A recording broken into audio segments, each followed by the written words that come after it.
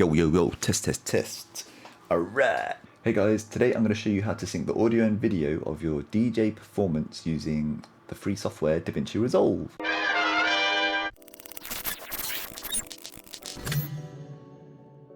So there's tons of videos still floating around the scratchy net of DJs cutting it up, doing kind of like their freestyle, whatever, and it's still got bad audio. These days most of us have got a decent camera included on our phone, but it seems like DJs are still not going the extra step necessarily to audio from their mixer.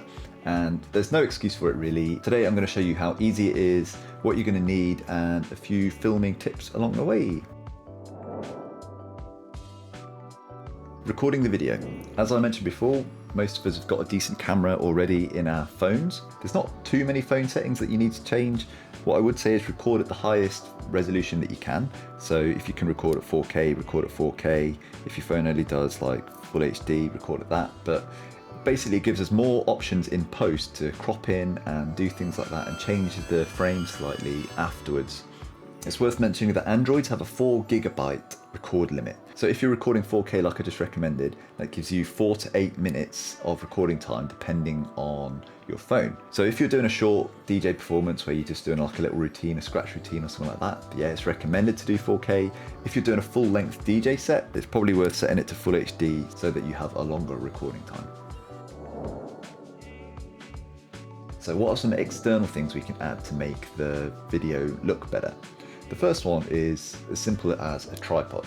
Having a tripod and a clamp to hold your phone allows you to position it in a more optimal position. I'm not going to get into composition or anything like that, but two common angles are from the front wide. I also pulled out my turntable desk, as you can see at the back here, so that I can get this shot. I know a lot of people have their turntables against the wall, and it means that it's quite difficult to get decent angles. So something that you can do is try and set up an overhead shot. It's quite a pleasing angle for doing turntablist stuff. It won't necessarily have your face, but if you've got two cameras you can capture that separately. So I have a more permanent solution, but before that I was using this thing here. It's just a microphone arm. This one's quite expensive because it's a Rode one, but you can pick one up for much cheaper. My flatmate picked one up for a lot less and it works perfectly fine. I mentioned this in the last video, but it's really important to light your scene properly. Window light is the best. If you can use window light, then you're going to get the nicest look. If your turntables aren't near the window, just use a lamp. Any lamp will do, but one with a more neutral color would be better. I'll also put some links for some cheap video lights in the description. If you're thinking of buying something like that, you can take a look and see if they're within your price range. So that's video covered. How do we get clean audio? I suppose it really depends on what you're recording. There's lots of different ways of doing this, and it's going to depend on what equipment you have. If you're just using Serato or Traktor or Rekordbox and you're just using completely digital files, you can use their built-in record option to get the clean audio. You might also want to use an external recorder. I use my Zoom H4 and I run it from the booth output directly into the bottom of the Zoom H4 with XLR to jack cables. I have to make sure that I turn the volume way down on the booth because the signal actually comes in really hot, but it's perfectly fine as long as the levels aren't clipping. Do you have to spend £200 on an external recorder? Probably not, but for me personally it's really handy because it's just a really fast setup and it means that the time that is spent setting everything up is kept to a minimum. Again, you can use your phone to record and then you can install an app on that and record directly to it. You're going to need a TRS to TRSS cable. The one I use is the Rode SC4. You can get cheaper ones. Again, I'll put some links and options in the description. Another option would be to use your audio interface. That's how I'm recording the audio from this microphone now. It's going from there to my Sapphire 24 and I'm recording it into Ableton. You have to pay for Ableton, but you can download Audacity, which is a free app. If you don't already have an interface, I would recommend getting one. It's really useful if you're a DJ, and I'll put some options in the links below. If you've got one of the newer Pioneer mixes and you're using iPhone, you can use the Pioneer Record app.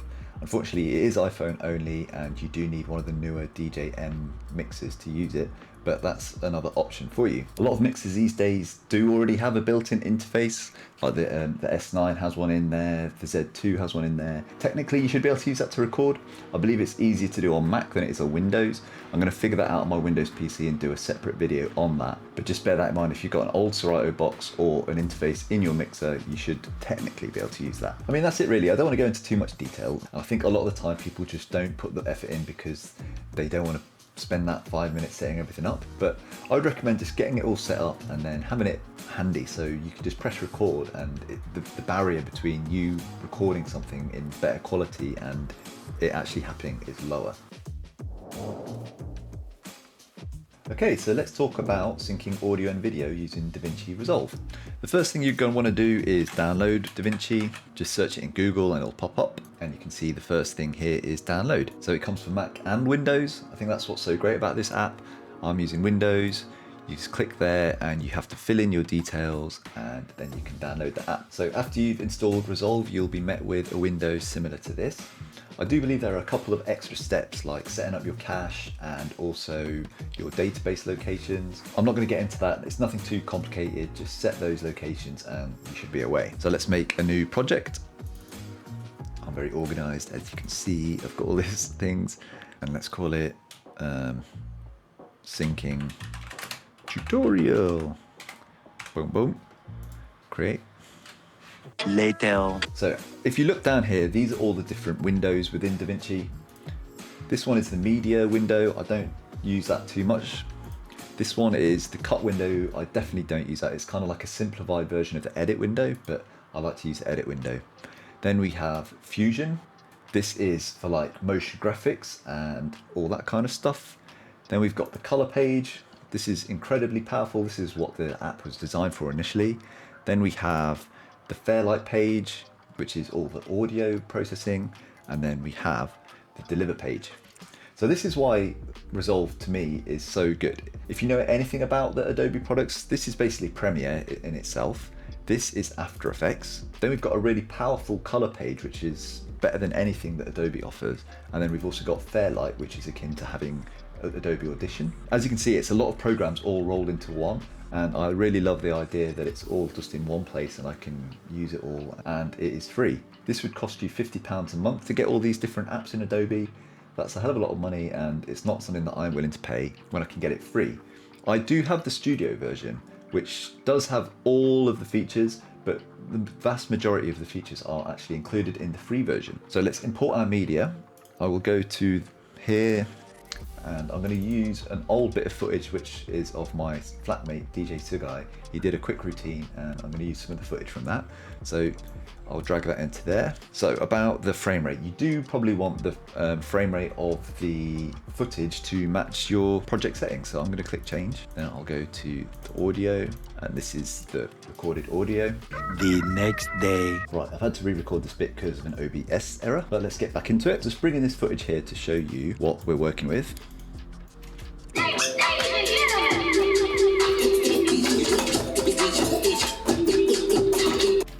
So it is a top-down recording of my flatmate DJ Sugai, and this has got the camera audio. That's why it sounds a bit janky. First of all, I will show you how to sync it manually. This is the line in recording that I got from my Zoom H4. So I just took a cable from the booth output into my Zoom H4, and this is the audio.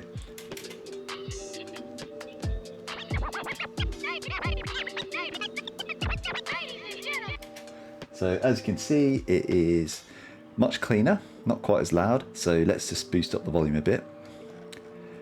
But it sounds much better in terms of the audio quality. I'll show you how to sync it manually first of all. Basically, it's just a matter of lining up waveforms. So I know for a fact on this file that you can kind of see how this bit here and this bit here are the same, and then this bit here and this bit here are the same.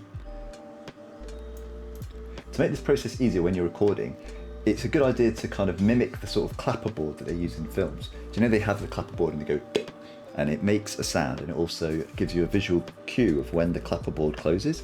That's why they do that, so that you can look on the video here and then line that up with the audio cue, and that's how you match up the audio and stuff. Obviously we can't use a clapper board because we're recording the line in audio, so if you did a clap you wouldn't hear it anyway. But if you get like your record and go chop and do something like that, just make one distinct sound where you could also see quite easily the record movement with your hand, it makes it lining things up much easier. And then everything after that will be lined up as well, theoretically, if you've done everything right. So let's just, that looks about right to me. Let's just give it a quick play.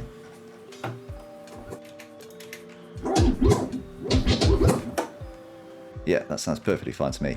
So that's playing them both, so we can now mute this and we can just listen to just the line in audio.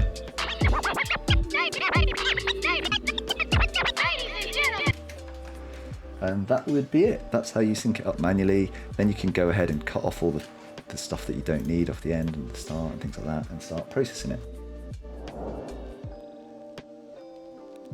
Now I'll show you how to do it automatically in DaVinci Resolve. So if we take this audio here and we put it here with the footage, so it's this one and this one. You select them both, right click, go to Auto Sync Audio on Waveform. Boom.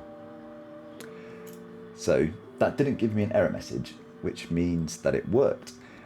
Nothing appears, but if we pull this down from here, you can see that the same audio file is already there, lined up. And it sounds all in time. We could bring that up. And you can check this by right-clicking, going to Clip Attributes, Audio, and you can see here the source channel is linked channel. If you hadn't synced it automatically, it would be embed channel 1 and channel 2. But yeah, because it's linked, that means that it is now the new audio. So that's how you do it automatically. Pretty simple. I would probably try that first, see if I could get it to automatically sync, because it's obviously going to be quicker. If it didn't work, then I would sync it manually. But on this occasion, it did work. So this is not quite ready for delivery, as you can see. Again, I'll clip out the end there. I will also clip out the start here. You should be able to see the keyboard commands on the screen of what, but they are my own binds. I have recorded a video which I'll put up in the description showing you the key binds I've made and why I've done them. And if you want to copy them, you can go and look at that video. I would probably just rotate this like 180. And I would do some straightening out of that normally. I'm not going to do that for this because I want to keep this brief and just sort of stick to the point really. But yeah, that's it. Next you want to export, so you go to here and you just choose where you want to export it to. So, you know, export, blah, blah, blah. I normally change this to MP4 because that's easier to post most places. You go to add to render queue and then you start the render. It renders pretty quickly. It's only a short file. That's going to render the whole thing out actually. So there's no point in me doing that, but you would just select what you actually want to render, do that. And yeah, that's it. That's just my quick basic guide on how to record and sync up your audio and video in DaVinci Resolve. It's the first video I've done on this kind of thing, so sorry if it's either too basic or not basic enough. Any feedback in that regard would be really useful, but I really wanted to make this video to let people know about DaVinci Resolve. As I say, it's free and you know, you can go and download it and it's super powerful and you can get as deep into it or as not deep into it as you want. But just know that the option's there and you don't have to be scrabbling around in Windows Movie Maker or whatever. You can be using this and have access to some really powerful tools to make your videos look much better. As usual, I hope you found this useful. If you enjoyed the video, please drop a like. Don't forget to subscribe and hit the notification bell. If you've got any suggestions of videos that you'd like me to make, please let me know. I do read all the comments and I am taking on board what people are saying. I'm trying to make videos for you guys. So yeah. See you on the next one. Bye.